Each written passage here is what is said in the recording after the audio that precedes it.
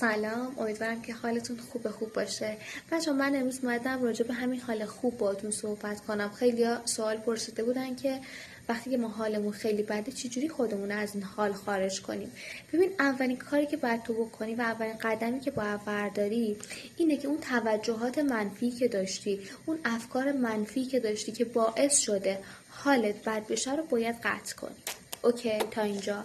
دومین مرحله و دومین قدم اینه که بپذیری الان حالت بده، الان حال خوبی نداری، قبولش کنی و وقتی پذیرفتی و اینو فهمیدی از درون، بیای به ذهنت شکل فکرهای مثبت بدی. یعنی چی؟ شکل فکرهای آرامش بخش بدی. یعنی که بگی خدا حواسش به من هست، خدا مراقب منه، هر اتفاقی برای من بیفته سراسر خیره و همه چیز به نفع منه. اینجوری کم کم از حال بد میری تو حال خوب و همیشه حالتو میتونی خوب نگه